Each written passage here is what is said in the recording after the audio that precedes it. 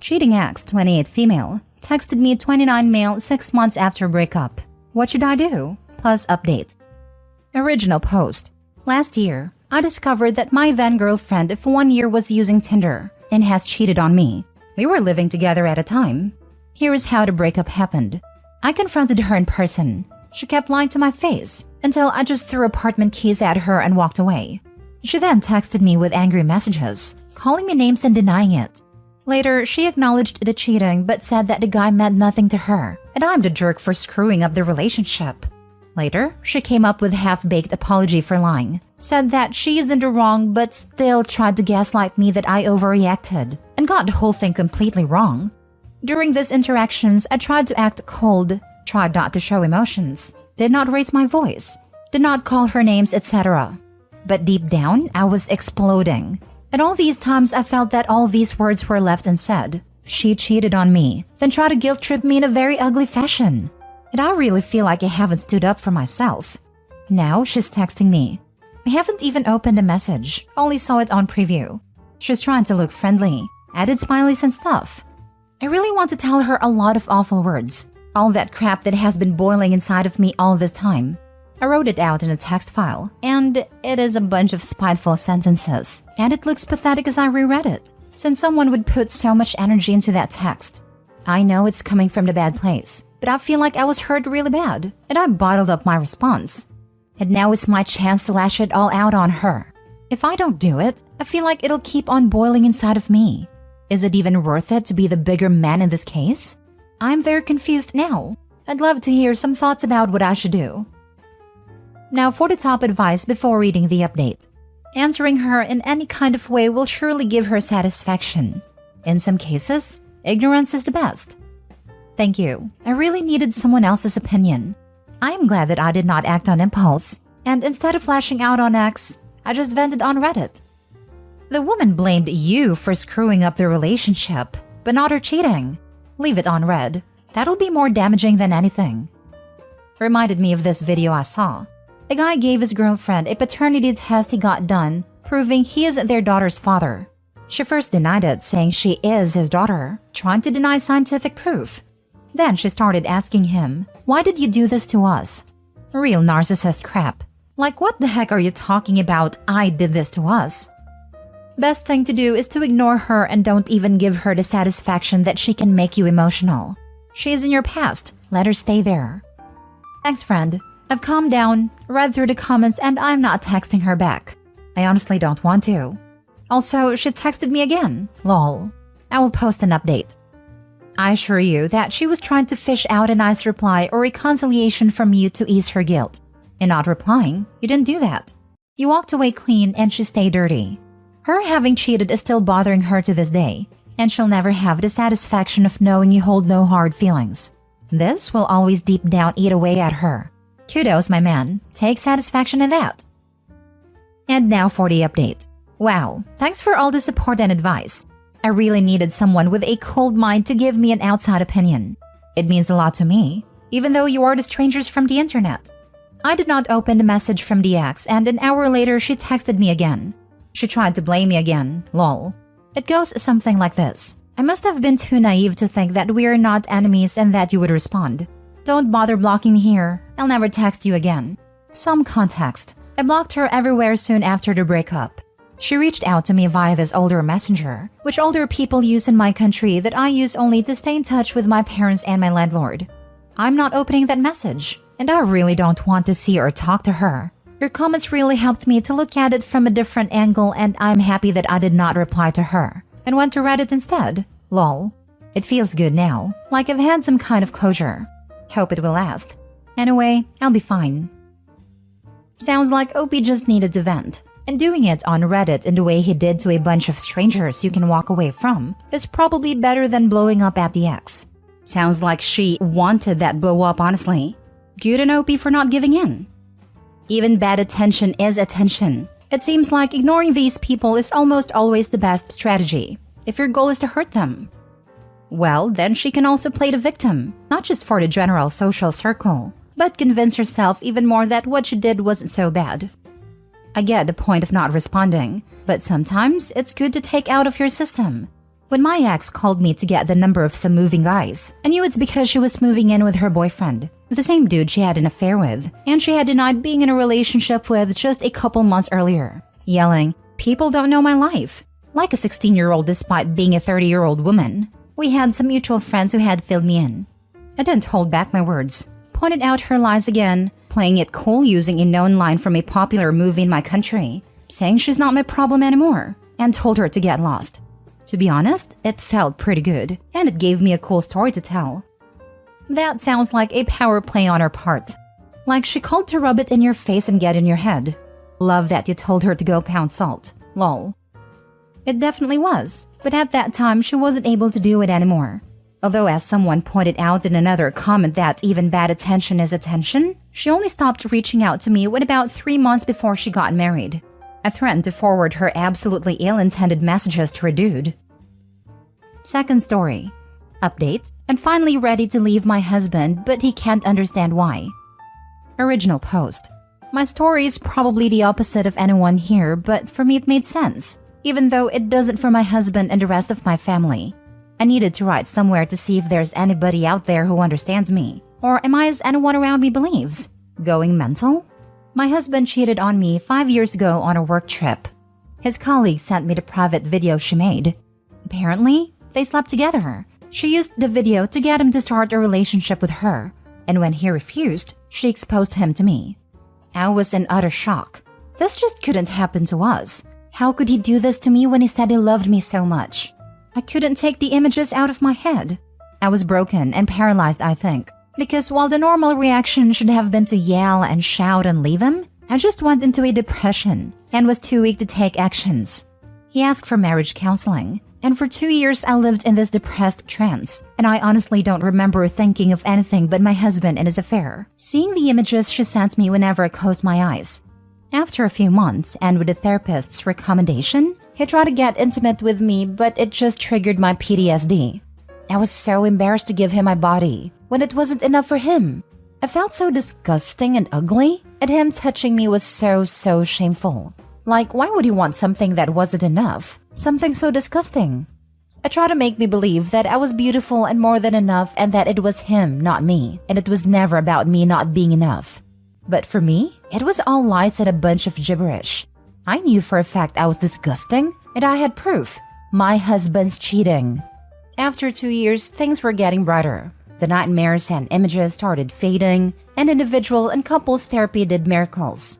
I started to love myself again, and sometimes it went days without even thinking of my husband's affair. We started being intimate again after 3 years, and while the image of him with her was always there, I thought that I just had to live with it. Here is where it might be weird. Now 5 years later, I'm fully happy, feel that I have gained back the control over my life, and I put that whole ordeal behind me. But at the same time, now I feel that my marriage is over. My husband is in total disarray. Why now when we are finally happy again? When I'm back to be my old self and finally is over what he did? I even forgave him. I did. But I don't understand his confusion. For me, now I'm happy and strong again. I feel I want more. For myself, my life, and from the man I share my life with. I couldn't leave when I was too weak to think properly and without bias.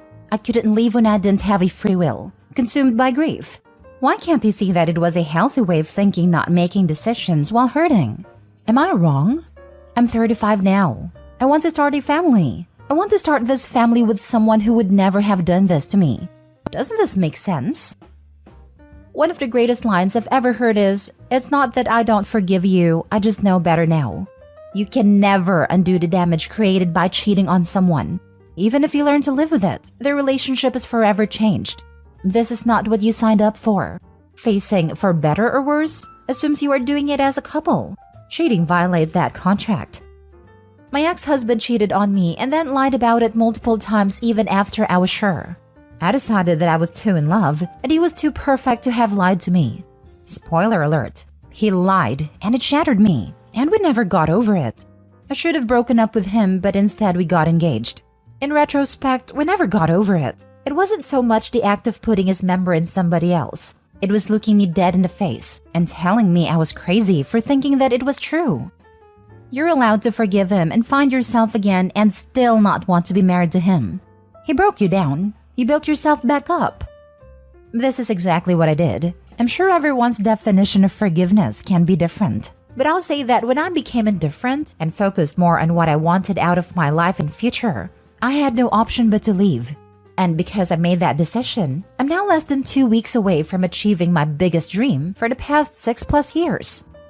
Interestingly, while we were going through the process of divorce / shortly after divorce, there was a period of time when my ex-wife acted apologetic, admittedly in a passive-aggressive, faux bashful kind of way, and actually seemed to take an interest in me and be kind to me. Her family, and mine for that matter, applied a huge amount of pressure on me to get back with her, and it took everything in me to resist. In fact, I'm shocked that I did. I'm still unwed and had no romantic / intimate relationships for years afterwards and few friendships for that matter.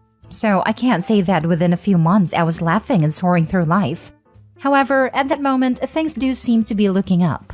I think as a result of that entire nasty experience, a part of me will always be hesitant and hurt, but it's getting better now. After just a few months in my new relationship, I've been able to share more and receive more compassion than I did with my wife of years. Yours is not an unusual story for those who chose to reconcile after infidelity, especially those with a remorseful spouse. At some point, you wake up and realize you want and need more. You've worked through your trauma and your grief, and you've emerged stronger and more capable, more in control of your desires and what you want from your life and a romantic partner. Those with unremorseful spouses struggle more because they're still trying to win the approval of someone who betrayed them. It's harder to get to a place of strength. Your decision makes sense to me. More importantly, it makes sense to you, and that's all that should matter. That makes perfect sense to me. Sometimes we have to fully go through the trauma to come out stronger on the other side. This experience allowed you to realize what you really want from life and to go after it. It's terrible that you had to go through it. I am so sorry for that pain, but now you can go forward and start a new exciting chapter in your life on your own terms, doing it with full confidence that you are a beautiful, capable person. I wish you the best of luck. Now for the update. Hi everyone. I will make my update short, but I felt that I have to since you asked for an update. Thank you so much for the support. Not gonna lie, these past couple of days have been very emotional for me. I don't know, but just putting my story out there and receiving all the support did a number on me. I showed my husband this post and the comments, and I showed him the many drafts I made that were longer with more details about what I went through that I didn't feel were necessary to include. He cried the whole time he was reading, especially the comments from the men and women who went through the same experience. He said he always knew how wrong he did me, and that never a day went by without him thinking about how he hurt me for nothing. Now, when he read how long it really took me to heal, 5 years of my life because of 1 hour of pointless fun, he apologized and said that couldn't give me back what it took, but that he won't stand in the way of my happiness. He promised me an amicable divorce. He said he will always love me. He just requested to celebrate one last Christmas together and he is moving out after. He said he always knew how wrong he did me, so he could understand why you were ready to leave since the beginning. He just chose not to. No, he didn't understand, because his shock was genuine. I was doing better each day, and things between us were getting better too. Never like we were, of course, but I guess he thought we were heading that way. We were very much in love, and I just had dropped my birth control pills to start for a baby. This post helped him understand how this one thing he did in a moment took all these years for me to heal, and his regret is genuine. It's just not enough, or maybe never was relevant in my healing process. For better or worse only applies if your partner isn't the worst. Reminds me of my dislike of the saying, if you can't handle me at my worst, then you don't deserve me at my best. Her delay totally makes sense to me. She went into shock, which makes it hard to think or act. Once she got her mental health together again, she was ready to make a change and start over. And good for her. Severe depression like that really is paralyzing, like she described. You just drift through life, months and years blending together.